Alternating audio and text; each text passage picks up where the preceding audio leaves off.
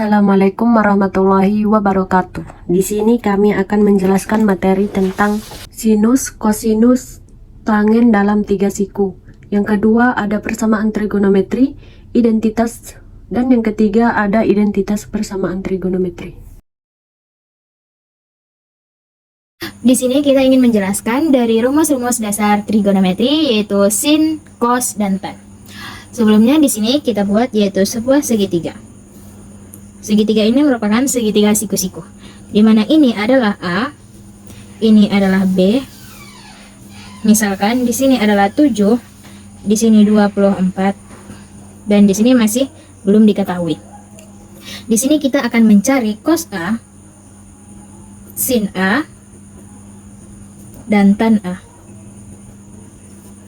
Cos B, sin B, dan tan B. Sebelum memasuki rumus, kita harus mengetahui nilai dari sisi miring tersebut, yaitu dengan menggunakan rumus Pythagoras. Rumus Pythagoras yaitu merupakan C kuadrat sama dengan A kuadrat ditambah B kuadrat. A kuadrat adalah akar dari 7 kuadrat ditambah 24 kuadrat. Akar 7 kuadrat adalah 49 ditambah 24 kuadrat adalah 576. 49 ditambah 576 yaitu 625. Akar dari 625 yaitu 25. Setelah mengetahui, baru kita masuki rumus. Di mana rumus cos A adalah samping per miring. Ingat, di sini merupakan bagian dari A. Sehingga samping A adalah ini, miring A adalah ini, dan ini merupakan bagian depan pada bagian A. Ini samping, miring, dan ini depan. Baru kita masukkan nilai. Sampingnya adalah 24, miringnya adalah 25. Sedangkan rumus dari sin A yaitu depan per miring. Depannya adalah 7 dan miringnya yaitu 25. Lalu kita masuki rumus tan A. Tan A yaitu depan per samping, desa. Depannya adalah 7 dan sampingnya adalah 24. Lalu kita mencari cos B. Cos B sama dengan samping per miring, sami. Samping. Ini adalah B. Berarti sampingnya adalah ini 7 dan miringnya adalah 25 dan depannya adalah 24. 24 bagian dari B. Sehingga samping pada bagian B adalah 7, miringnya adalah 25. Sedangkan sin B yaitu rumusnya yaitu D per mi. Depan per miring. Depannya kita ketahui adalah 24, miringnya 25. Dan tan B rumusnya adalah depan per samping, desa. Depannya adalah 24 dan sampingnya adalah 7. Ini merupakan salah satu langkah untuk menggunakan rumus-rumus dasar trigonometri yaitu cos, sin, dan tan. Di sini kita akan mempelajari persamaan trigonometri.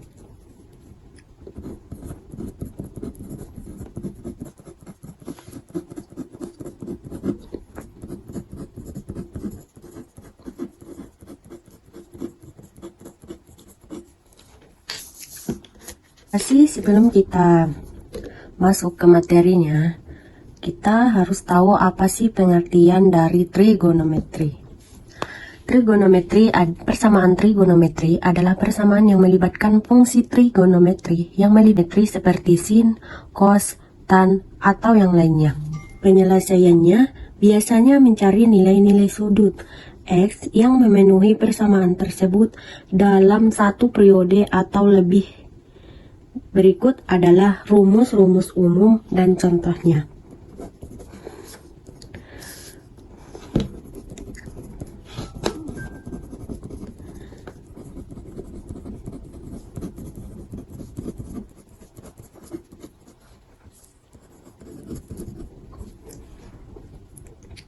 Yang pertama, rumus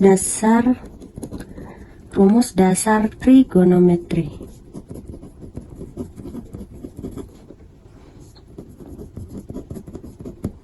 Yang pertama itu fungsi dasarnya.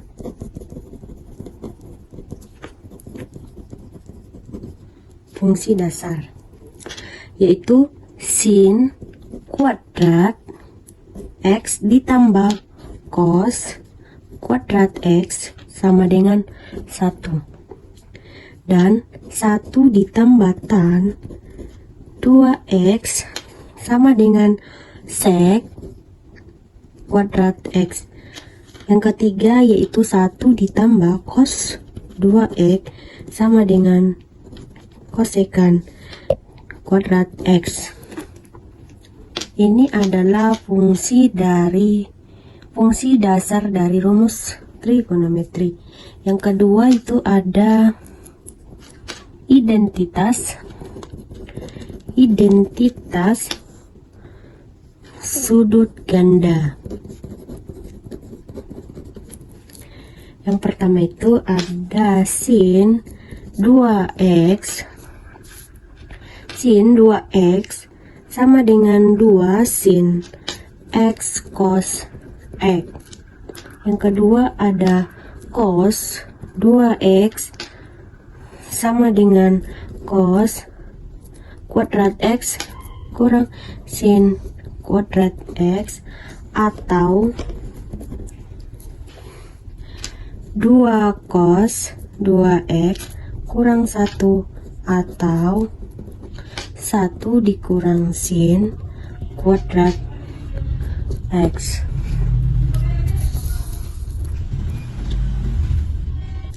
Yang ketiga ada identitas sudut setengah, di mana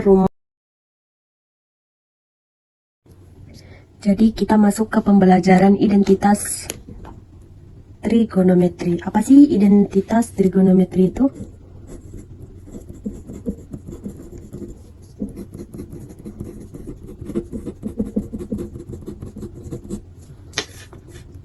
Identitas trigonometri. Sebelum kita menjelaskan apa rumus-rumusnya dan penjelasannya itu, jadi kita ketahui dulu apa sih pengertian dari identitas trigonometri. Jadi identitas trigonometri ini adalah hubungan-hubungan yang penting dalam trigonometri yang selalu benar untuk setiap nilai sudut. Identitas ini sering digunakan untuk menyelesaikan persamaan trigonometri atau menyederhanakan ekspresi. Berikut adalah pembahasan lengkap tentang identitas rumus dan contohnya. Identitas dasar trigonometri. Yang pertama itu adalah ada Pythagoras.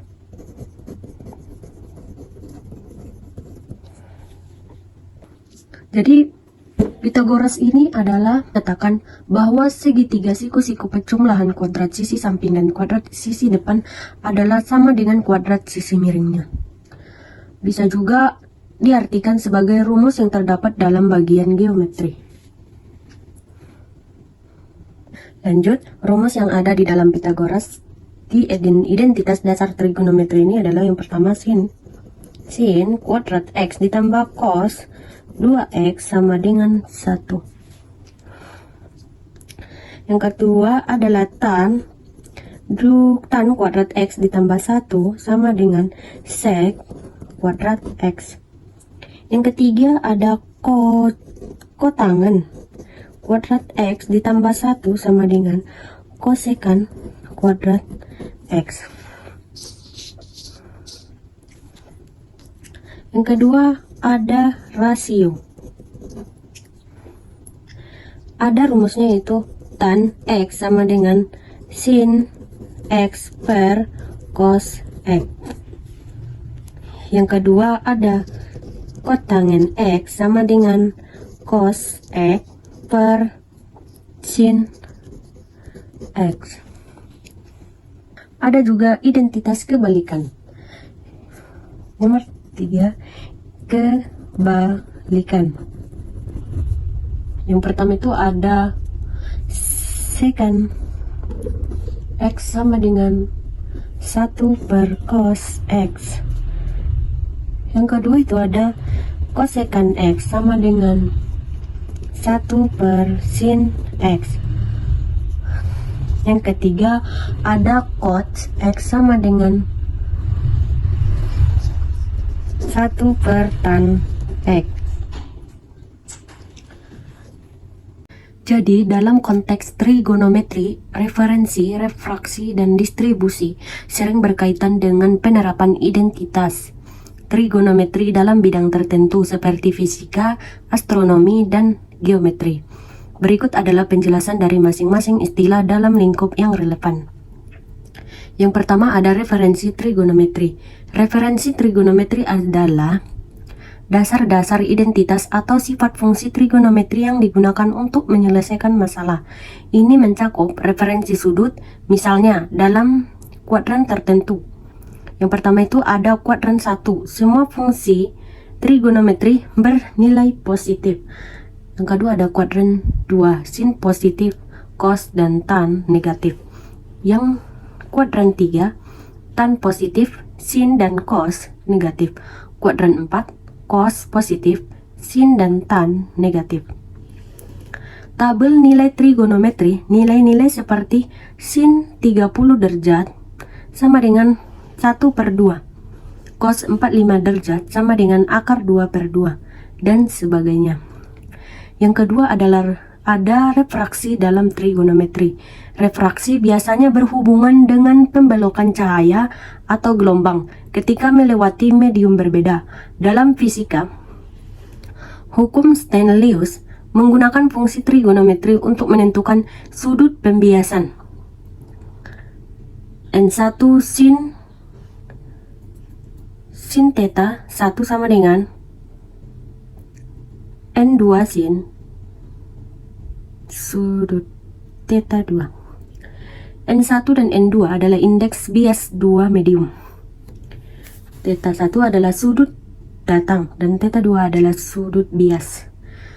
Refraksi banyak digunakan dalam optik, astronomi, seperti pembiasan atmosfer dan rekayasa.